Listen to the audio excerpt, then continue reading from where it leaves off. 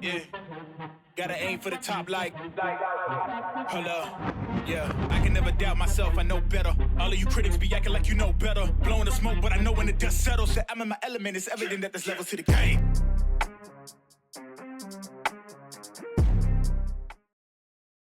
What's happening, people? Happy New Year and welcome back to the Athletes to Athletes podcast. This is the first show of 2025, and I'm happy to be back with my man Reed, co-founder of A2A. I am your host, Ryan Holmes, and today we're going to jump into a new college, I guess. Is it another legislation? And I think that it's just like a lot of things that are coming down is a lot of legislation when it comes to college, and specifically college football, right? College football, we're in the heart of championship season. We're recording this after the semifinals. Last night we had Notre Dame, Penn State. So today we've got Ohio State and Texas when this is being recorded. So we'll certainly see. Reed as a UT alum, I'm sure he wants to see the Burnt Orange do very well tonight.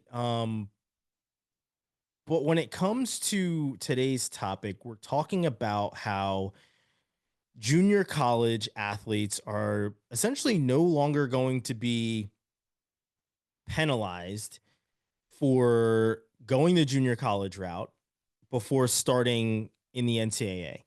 And hopefully I'm paraphrasing that correctly as I've, read through, your blog post on the site, which everybody should go read, which will be linked in the summary, here on this video, but also doing a little bit more digging into this and seeing what coaches' thoughts were. I mean, we've talked about Texas. Coach Sark had some words about the ruling, essentially, with the quarterback from Vanderbilt, who was kind of the poster child for this.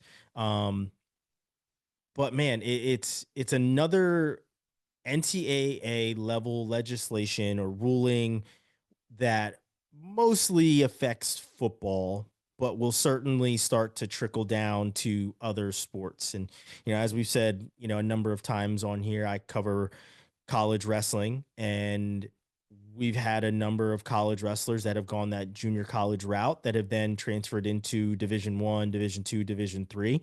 A couple of guys that have gotten that nod to be Division I wrestlers after kind of getting their grades together, essentially going JuCo.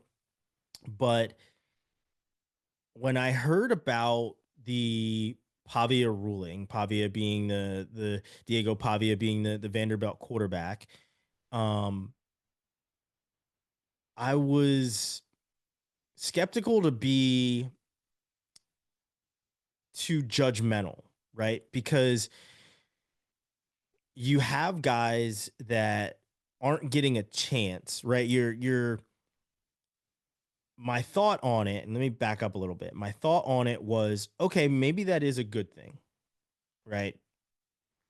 But then as you dig a little bit deeper, and what everybody is currently worried about is how many years do these guys get, right? We just saw a University of Miami tight end who had 8 or 9 years in the NCAA. And if you look at his entire resume, it's, redshirt freshman year, season ending injury, another year played, season ending injury. Like, it was just, the man should have been in a body cast instead of in a helmet and shoulder pads, but he was still out on the field, right? So I think that's one of the things that people are worried about is you're going to have guys that say, well, maybe I can, with NIL, maximize my income by signing to a school and negotiating with a school that I will go to junior college to develop, which happens. My nephew went to a prep school to develop as a quarterback before transitioning to a tight end. Right now, he's actually on a recruiting trip to West Virginia, as he's looking to transfer after playing at Lafayette for a couple of years. But which it does happen where the schools will say, hey, we want you to develop a little bit more. We would like to send you here so that you can learn and develop into a player that we want to come in and play a major role. But now, like I said, with NIL, what stops them from saying, okay, we're going to sign this kid to an NIL deal. where he goes to a junior college to develop. And then when our starting quarterback right now, or our starting running back, or our number one wide receiver is ready to move on to the NFL, we already have this feeder program of guys that can come in from JuCo, and they have a full 4 years that they can now use here at Florida State, here at Clemson, here at Notre Dame, right? What is stopping that from happening? That was my next thought after hearing about this ruling. And I paused and said that's probably not going to be the best thing for sports, because you are going to have guys. We already have guys that are older. We already have, fan bases that are talking about how old guys are in college, specifically in wrestling. You're not, there's no professionals. You're a college wrestler. That's kind of the epitome outside of wrestling on the world and Olympic team. But you can do this, you can do both. It's not like going off to the NFL. It's not like going off to the MLB. You don't have to say see you later to college. You're normally still in college, and some kids, as good as they are these days, are still in high school wrestling on that senior level. But in college football, it's very much so different. Where if you have these grown men that are still playing with essentially 18 to 22-year-old kids before going to the NFL, you're like, well, man, is that what we want? And I think that's where Sark was going, Coach Sarkisian was going with his statement. And, I'm paraphrasing, obviously, because I don't have the quote right in front of me, but he was talking about, now we're going to have these guys that are in college and they are 27, 28, still playing in college. And, those aren't, it's not what we want. We want to develop a kid so that he is ready for the NFL and he goes off to that next level. With this, you don't have that. You can prolong starting in college, which, as I said, people already do with a gray shirt year here and there.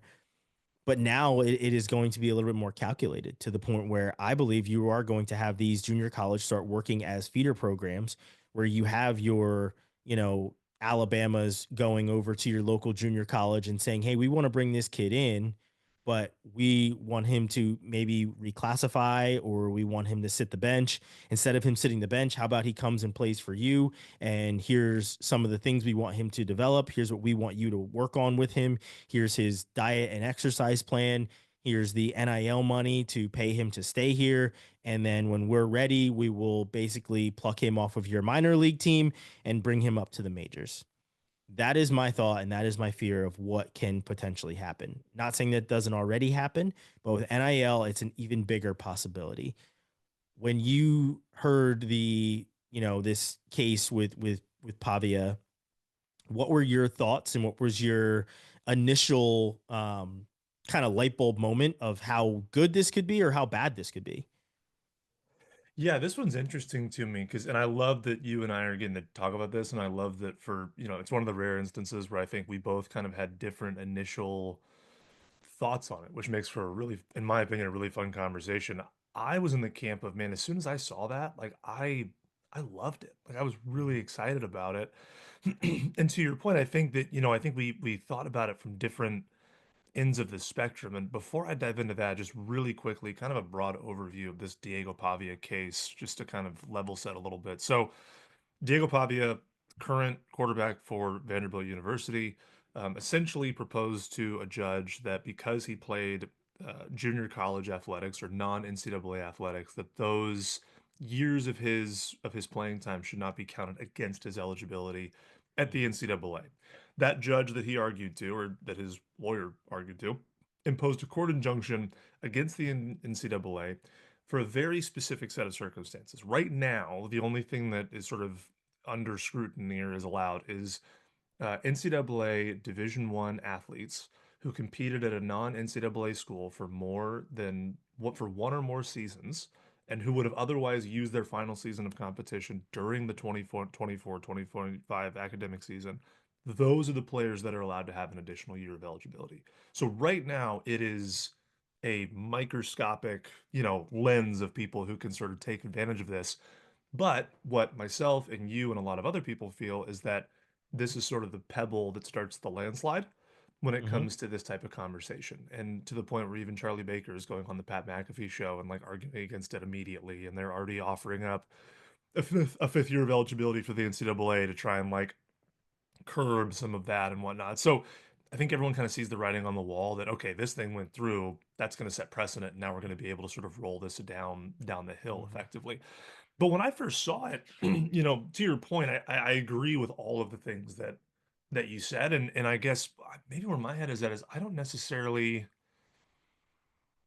in my opinion, I would rather see that issue of eligibility and kids being in school forever. I would rather see that get fixed on the NCAA side, being more black and white about what is and isn't eligible extensions to your eligibility. Because I think that's where we get a Completely lot of agree. gray area and we get a lot of just like there's somebody out there with like those little, ghost wands trying to see kind of what makes sense or what doesn't make sense for certain people. So in my opinion, the NCAA is who needs to get a little more black and white on how those rules work. Where I see the benefit on the JuCo side of things, I think about it probably more on like the 98% of kids who aren't in those autonomous four group, who aren't in those big revenue generating sports, football, men's and women's basketball, baseball to an extent sometimes. Um, for me, I look at the kids that I'm working with on a day-to-day basis. I look at the kids that are coming, through that pipeline, and for so many kids nowadays, the theme I feel like for a lot of kids that are working is executive functioning. They're trying to learn how to be adults. They're trying to learn how to sort of hard land this new thing of being an adult and having these responsibilities. And you can chalk that up to, these kids miss chunks of things during COVID. You can chalk it up to parenting styles. You can chalk it up to this is just what happens in generations. None of us have ever had to have the type of scrutiny that these kids have had to have on a social media Mm-hmm. standpoint, starting at freaking 5 years old, it feels like. There's a lot of elements there that sort of play into what this looks like. But for me, I saw it as, initially just a new pathway for development. It takes a lot of pressure off of a 17 or an 18-year-old kid to have to come in and say, okay, I need to make this decision on where I'm going to go to school and potentially trade, a year or two of opportunity if I want to go to one of these bigger schools. Maybe I am capable of going to an LSU or a Texas or, one of these, a Florida State, right? But I know I'm going to sit the bench for the first 2 years. Is that going to make me fall out of love with the sport? Am I going to struggle to, find joy while I'm there because this thing that I play is the thing that's keeping me motivated to do what I want to do? And if I'm not on the field every day, whereas if I'm playing for that team, I probably was the guy on my team or Mm-hmm. the girl on my team. That's a really big shift for a lot of these kids to make. And so you take this thing away that they love, you put them in a more rigorous environment, you take them away from their family and structure. What does that do? And I feel like that's where you see a lot of these kids transfer out or move around or kind of retry to find their purpose a lot of times. Whereas if you could go to a junior college, save a little bit of money, have smaller classes that are a little more attentive for base classes, have playing time, and then sort of graduate into that 4 year program without losing the opportunity to kind of have that full college, quote unquote, 4 year college experience. That to me is a really interesting way to look at it, I think. And that was kind of my mentality. I completely agree with you. I don't think there's any way, if this ends up expanding, there's no doubt that the Alabamas of the world, the Florida States of the world, and all that kind of stuff, they're going to have pipeline schools. It just is the case. That exists in baseball today because baseball has used and abused junior college forever. Like I could tell you right now in Texas, if you want to go to XYZ school, you go to ABC Junior College, and that's where those Mm-hmm. pipelines exist, right? And I think we're accustomed to seeing that on the baseball side. I think that would be a new thing to see with a lot of other sports. Um, but for me, I just the idea of kids kind of being able to kind of soft land their college experience financially, emotionally, academically, athletically. I think for 98% of kids that sort of don't fall into that, massive NIL draw or these massive autonomous four schools, I think for them it could be a really, really good thing. Um, Personally. So that was kind of that was where my frame of mind was whenever I looked at it and kind of where I thought from. But it's really interesting to hear your side of the coin because again, you spend a lot more time on the NIL side. You're a lot more sort of on that we'll call it the 1% or the 2% that are kind of Mm-hmm. operating in that space. And I do think realistically, to your point and to kind of expand on that, like once again, it is going to, if this is something that expands, it's going to move the goalposts yet again for high school kids, Yeah. right? I mean, that happened with the transfer portal. That happened with the extra COVID year. If we were to do this, even if whether it's the NCAA 5-year rule or the JuCo rule would be my preference. You have to then move the goalposts again. So you have kids that, I'm talking to or anybody's talking to, and they see their friends from 4 years ago when they were freshmen and that person was a senior, getting into these autonomous four schools, going to Clemson to play, going to Georgia, whatever it might be. And now they look at you and you say, hey, statistically, you're probably a better player than this person, but you've got to go to Navarro Junior College for 2 years because that's the new system of how we have. And you just have to be okay with that. Like that's how we're gonna, or man, you can walk on here, you can roll the dice. We've got two guys that are in front of you. We got a transfer portal fill in. Good luck to you. And you can start your clock right now.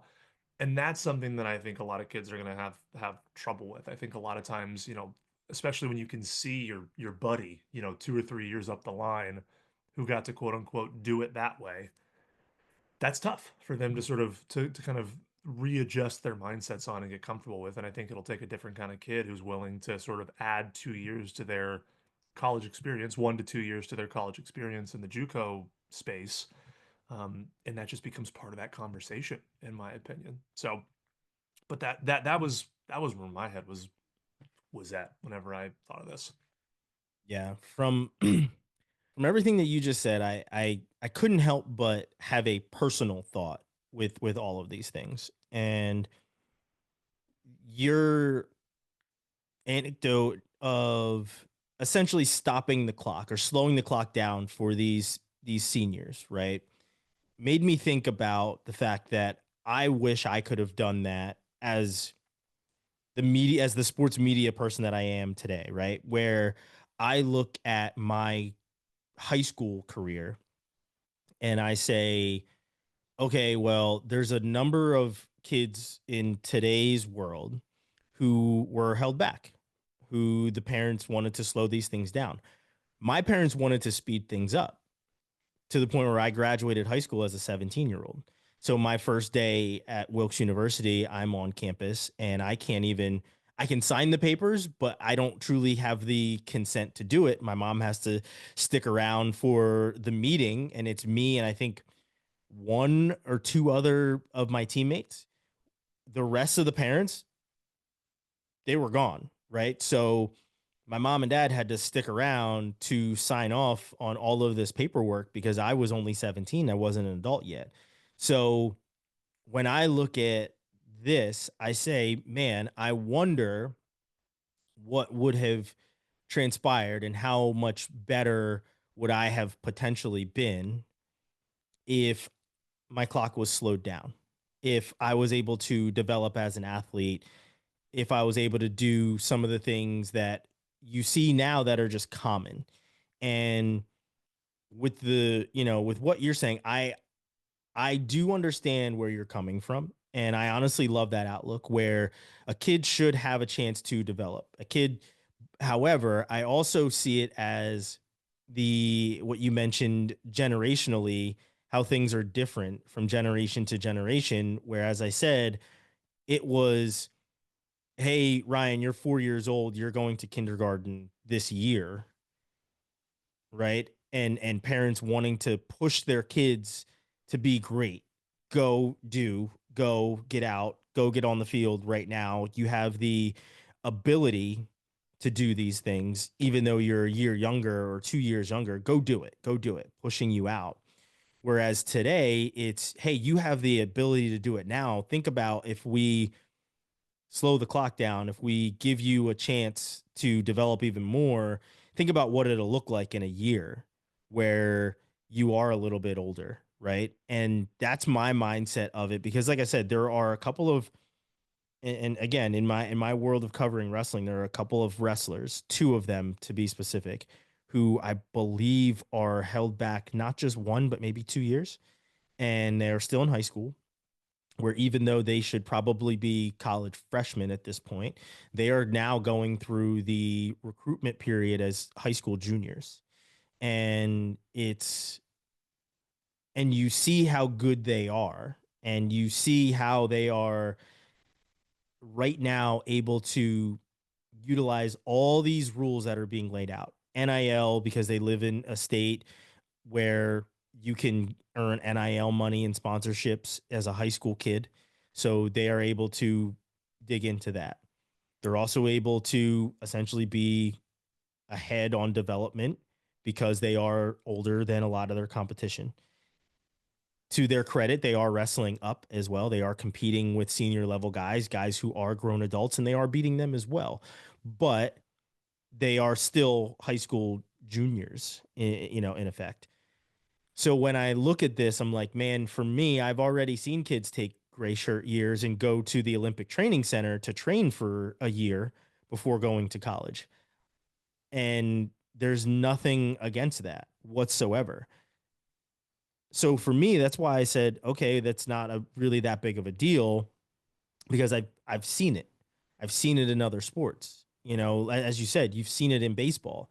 You've seen feeder programs happening on these other campuses. So that's why I was just like, okay, that's not really that big of a deal. Where my mind turned, and as you said, you mentioned a number of things that I also agree with, is the reason that people are upset isn't because you have a kid who needed time to develop, that went to a junior college, that inevitably became a star quarterback because he had that time to develop. The reason that people are kind of shaking their head at it is because the kid that is getting the ruling of getting another year is already a star quarterback now. And he was in the spotlight, and he beat arguably one of the most popular teams in college football in Alabama this year. And now he's like, I'm not ready to go. My draft grade is what it is. And I think I deserve an extra opportunity because I needed more time to develop. And I took that time to develop. And he developed into a starting quarterback at a Division I college or university. And the fact that he is now saying, hey, I think that this loophole, as people want to call it, should apply to me. And the judge is saying, okay, yeah, it doesn't just apply to you. It applies for everybody that is in your circle. And even though that circle is, as you said, a pebble in the ocean right now, that ripple effect is going to probably and potentially be something fierce if people say, okay, well, if that's the case where junior college isn't going to count against your clock, then this is something that more and more people are going to start looking into. And again, like I said, and as you mentioned as well, it's 0.0001% of people that this is applying to, but it is going to be magnified as if everyone is doing it because it's a way to once again skirt the eligibility rules. Now, the last thing that I want to touch on that you spoke about is needing more black and white eligibility rules. And I wholeheartedly agree because year after year, you are seeing another guy get another medical red shirt. You're seeing, another guy be able to come back after years. I'll dig right into it again in the wrestling side of it. We have Gable Steveson, who hadn't wrestled a college match in about 2 years, I think it was. He won the Olympics the last, not this past year, but he won the Olympics in what was that, 2022. It was supposed to be the 2020 Olympics. So it was 2021 was when he won the Olympics. Supposed to be, and after that, I think he hadn't wrestled. Maybe he wrestled that next year in college, but then he's been done since then. So 2021, 2022 is about the last time that he wrestled. And then he comes back this year, right? He had a hiatus of going and being in the WWE because he was signed to an NIL deal and then eventually signed with them and retired from wrestling altogether. He also was signed to a contract to play in the NFL and played for the Buffalo Bills during their training camp and preseason. He was inevitably cut. And then this year, he comes back to college wrestling because he still has a year of eligibility. And it's being said that he was using his Olympic red shirt, is how they are saying he used that time off, is how they're getting around it. So in wrestling, everyone is talking about, well, how the hell are these eligibility rules working if he's allowed to go to the WWE, he's allowed to go play NFL football, and now he comes back to college wrestling after literally being a professional athlete for I don't know how long. He's able to come back to what we consider, or at least was considered, the amateur ranks. So that's where the head scratcher comes in, and why I completely agree with you that we need more black and white rules around eligibility, because every year somebody can submit some sort of waiver or some sort of grievance as to why they deserve another year at college sports, no matter what it is. And I'm sure it happens in women's basketball. I'm sure it happens in, maybe swimming or gymnastics. This isn't just a male dominated thing, even though you see probably more men submit these waivers for these eligibility waivers year after year, because there are more benefits for them on the professional side. So they will probably be submitting these eligibility waivers, but there certainly needs to be more concrete rules and structure around it, because if that happens, we won't see all of these different things. Because you also have different players that don't break any rules and they aren't allowed to play after a transfer. They aren't allowed to take the field for a while, right? So there's certainly a lot of things that are still yet to be determined in this entire thing, but I honestly think that the outrage around it is because it is a star quarterback for a Division I institution, of why these things are getting so much pushback, but also there is going to be a ripple effect in this entire thing. So that those things are yet to be determined, but I feel like you are going to start to see more of these feeder programs in college football very soon, instead of seeing kids reclassify, like Williams, the wide receiver from Alabama, who was 17 and tearing things up, who reclassified 2 years to play for Alabama. You're going to see guys not just reclassifying, but just taking these gray shirt years, going JuCo, maybe getting paid to go JuCo, earn, learn the skills that they want. But that's a double-edged sword, because remember, every single year there's another recruiting class, and there's also another transfer portal class that you're going to have to fight through. So truly figure out where it is you want to go and if the juice is worth the squeeze, essentially.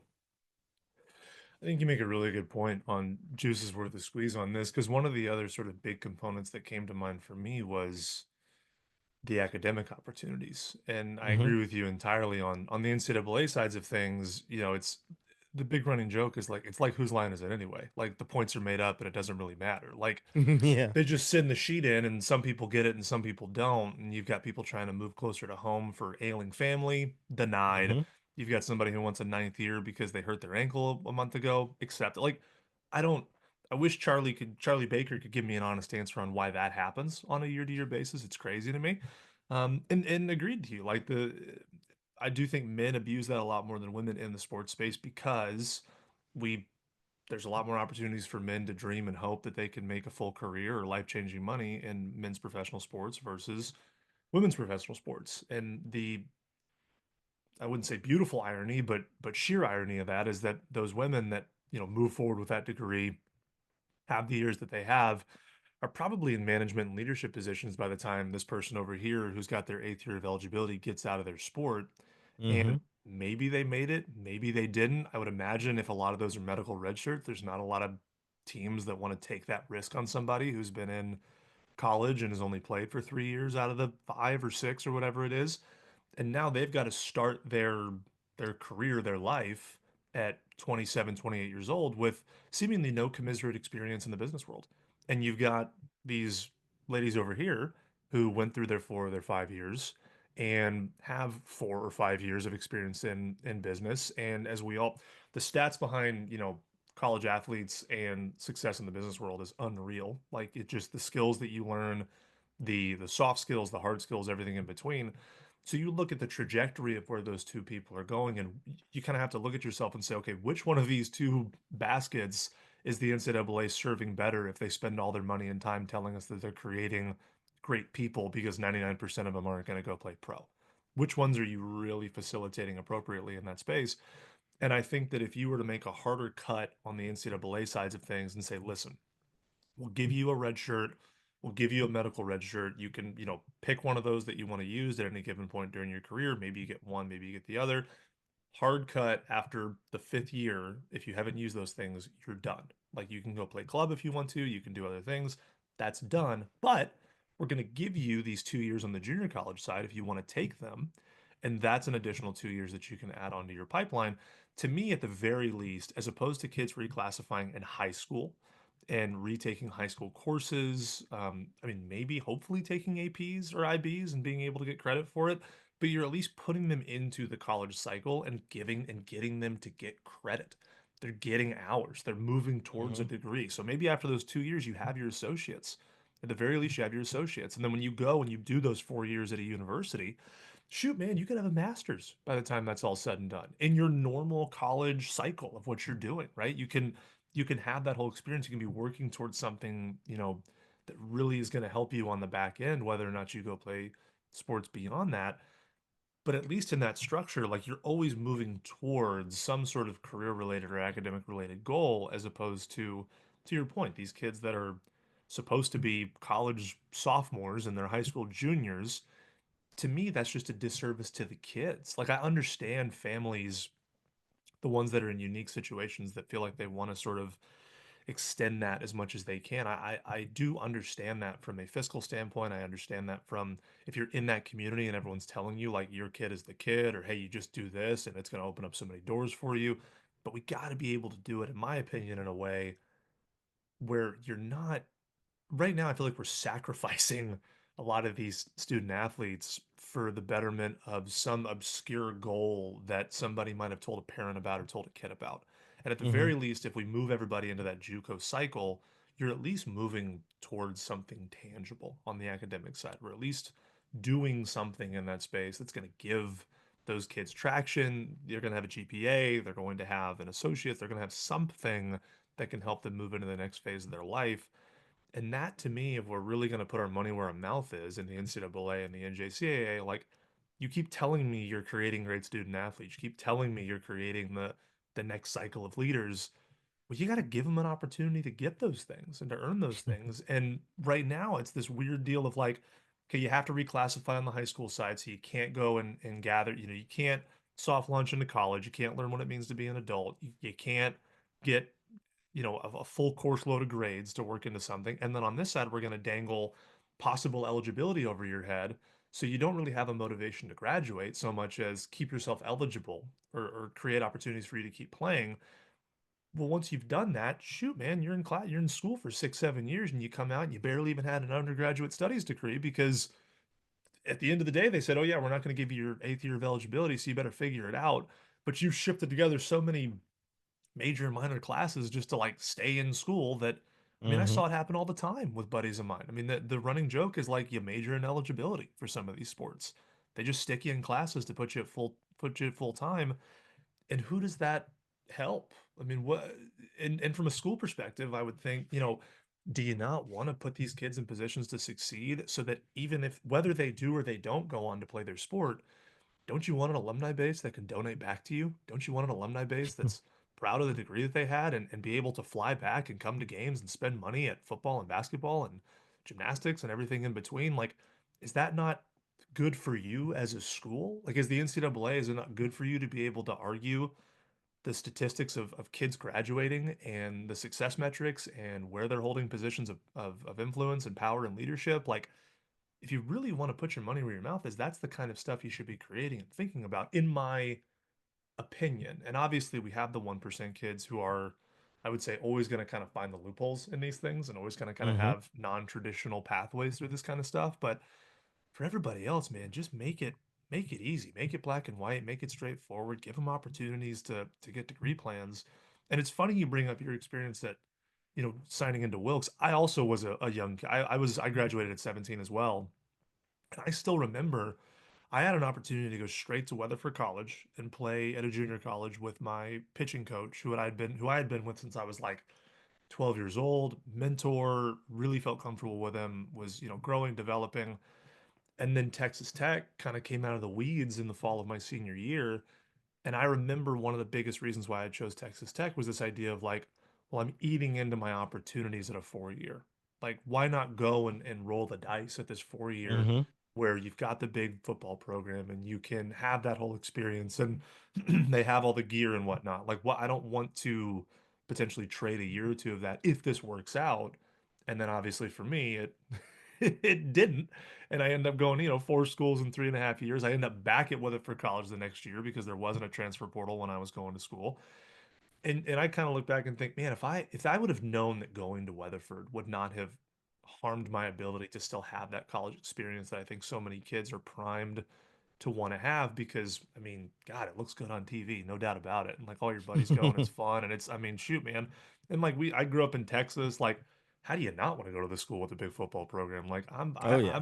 I'm planning my day today around the Texas football game for the semifinal. Like I'm drinking the Kool-Aid, no doubt about it. But if I would have known that I could have had that extra year and said, hey, you can go to Weatherford, you can have that experience, and you're not going to carve into those opportunities that you really have for yourself as a goal while still, kind of still having a college experience without having to really fully commit, I would have been at Weatherford, no doubt. And I fully believe that my overall college experience would have been different. Do I regret doing what I did? No. Part of my life experience. It's part of what got us here. Like, all good. But if I would have gone back and you would have given me those two options and told me, hey, if you go to Weatherford, you're still gonna have those full 4 years wherever you end up after a year or two, no question. I'm not sitting in that coach's office at Weatherford College, literally crying in a chair, telling him that I'm decommitting to Weatherford to go to Texas Tech because I don't have to have sort of that emotional moment. I can do all of it. I can do both of those things. And so that's to your point. I think I definitely probably think about it from that standpoint too. I bring in sort of a personal anecdote on that Mm-hmm. side. Um, and so it's hard for me to I don't know. I like it. I like the idea of this. I like the idea of it. Yeah. Someone's going to screw it up along the way. I don't know what's going to happen. They're going to Yes. make it to where you can be like 12 years of eligibility. So that's going to stink. But in its form, if you ask the general public how would this make sense and they gave you the answer, I like that idea. That's cool to me. Yeah, and I guess can at this point you can kind of consider us to be sports cynics in that regard, right? Because we've seen all of these new things come to fruition of NIL and now, this JuCo rule that only affects a very small portion of athletes in college. And we're just like, something's gonna go wrong. Something's going to be messed up with this entire thing, right? Like this is a good thing that happened to Diego Pavia because he gets another year to develop and maybe improve his future of whatever it is in football, or he doesn't, right? It's a 50-50 shot. Who knows what's going to happen? But we certainly know that somebody is going to use this precedent to have things be messed up because we're already seeing it with next year having rev share. Because now, even though rev share is going to be some great thing for the 5-star quarterback or the 5-star athlete that's coming in, it's a horrible thing for walk ons because there are none anymore. It's a horrible thing for a kid that wants to have his go to his dream school, but probably can't now because there's 105 football players that need to be paid, or there's 30 wrestlers that you want to have on full scholarship, right? Like, and not for nothing, if you're an athlete in one of these Olympic sports, you might not even have a collegiate career anymore because the school you want to go to may pull the rug out from underneath that, right? So that's what, when we look at all of these different things that we've looked at and discussed on this show, it's always the thing for me is like how we go deeper and deeper to the dark side of this is a really great thing, but somebody's going to mess it up. Somebody's going to screw this up somewhere along the way. And, the thing for me as well is that athletes staying in college for their full 4 years, no matter what sport it is, let's call it football, is such a rarity that when kids are fighting for extra eligibility, it's considered a horrible thing, that people are mad at that, right? Like, think about it. There for so long, what is it? Who was it?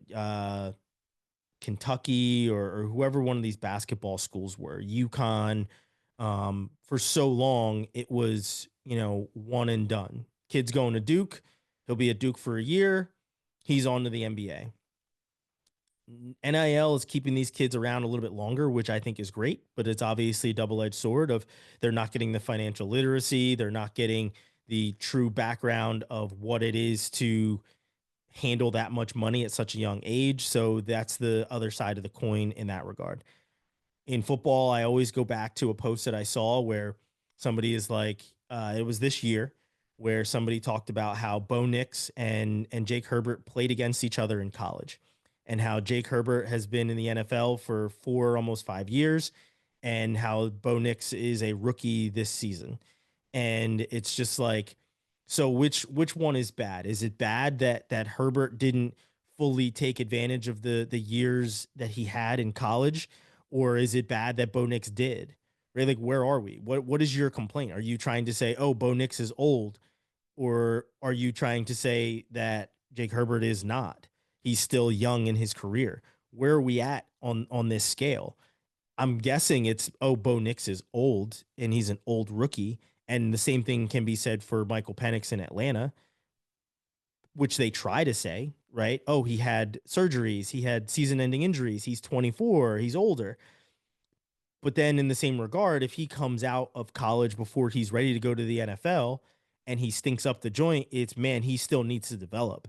Man, he came out too soon. So we have to pick and choose here, and the fan base will never pick and choose. You're always going to have fans that are like, man, he he's horrible. He's a horrible quarterback. When in actuality, he probably just needs a year or two to develop.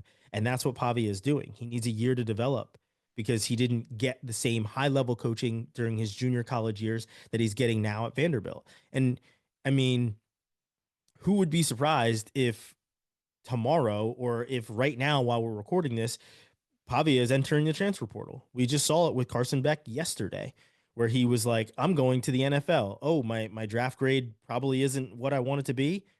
I'm coming back to college and I'm going into the transfer portal, right? Pavia gets another shot at college football. Who's to say that he doesn't transfer to a bigger program?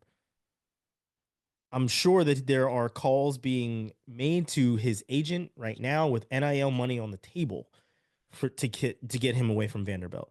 So, as I said, there's a double-edged sword that comes with each one of these things. And, I love how you and I have gone back and forth on them with so many different topics but the underlying thing is always, as good as this is, or as bad as this is, it can be worse.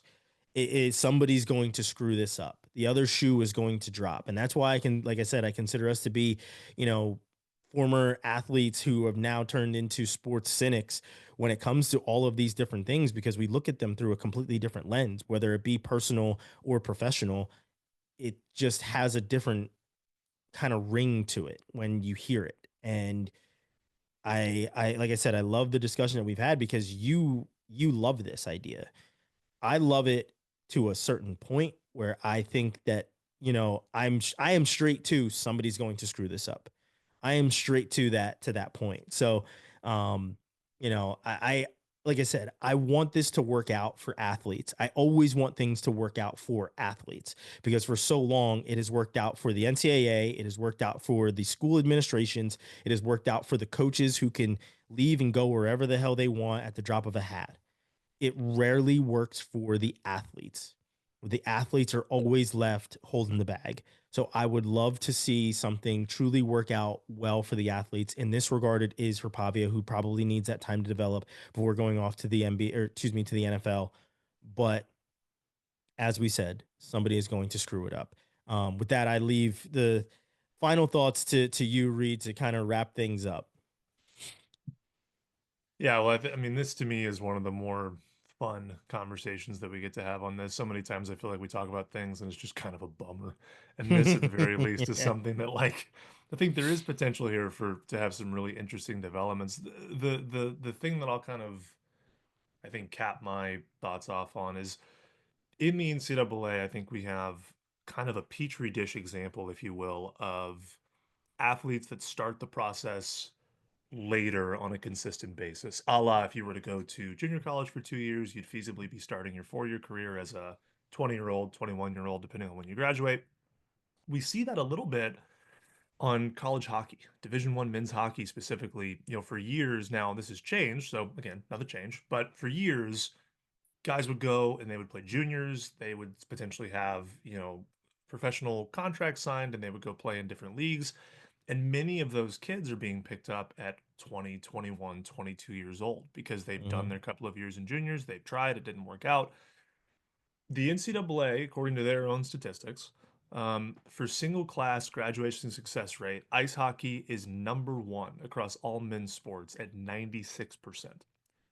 So what that tells me is that giving kids more time to develop and figure out who they are and potentially even learn to understand the value of what they're getting out of a college experience and a college degree, statistically speaking, seems to do pretty good on a lot of these things. And so if there's concern about people delaying or not graduating or that's always going to be a concern across the board, but we've seen in our little baby example where the NCAA has allowed it that if you give kids more time to develop and figure out who they are and figure out what they want and build towards a goal, they're responding to it. They're showing you that they want to be there. 96% graduation success rate is unbelievable. And I love hockey. It's my favorite sport to watch. They get made fun of all the time for being just like a bunch of meatheads and just like being on the ice and not doing. And you're looking at this, and they're doing it at places like Harvard and Dartmouth, and that to me showcases the potential of what something like this can do. To your point, if our cynic hat doesn't go on, and we assume all the ways that it could be taken advantage of. So for now, until we have that happen, I'm choosing to believe that this could be a really, really good addition and opportunity for kids that need a bit more time to grow up or to save a little bit of money or just kind of slow roll this whole thing. I'm a fan. Yeah. My final thought is that there will always be, let me back up. There will always be loopholes for revenue generation. That is my final thought. And it probably goes along with my, follow the money type of mentality when it comes to everything that is going on with mainstream NCAA sports. But it's 9 times out of 10, it is correct. And that's not a pat on my own back. It is when you truly look at how these things are working, when there is a chance for revenue growth and revenue generation, there's always going to be a loophole from the powers that be. And that's where I stand on it. And until there's an equal amount of power to go around, which there never will be, because power imbalance is what keeps the structures moving forward. It's never going to be what we want it, but you know, we're going to continue to support our tribal attributes of just wanting our teams to be good. We're certainly going to tune in for the games and for the teams that we love, and things like this are going to continue to happen. So, as I said, I hope that my cynic side is incorrect and that things do not go wrong, but I also hope that things always go right when it comes to the athlete. So, those are my final thoughts. And I hope that everyone enjoyed today's conversation. I know I certainly did. There are a number of things that we are going to discuss here in the new year when it comes to topics kind of like this. Um, but no, as always, Reed, I always enjoy your perspective. I always enjoy hearing your thoughts on things, and I enjoy just getting to chop it up with you whenever we get a chance to come on here. So I appreciate your thoughts and appreciate your time. And I appreciate everybody who's been listening. Make sure you like, subscribe, do all those fun YouTube things that you're supposed to do so you don't miss any of our content here on the Athletes to Athletes podcast.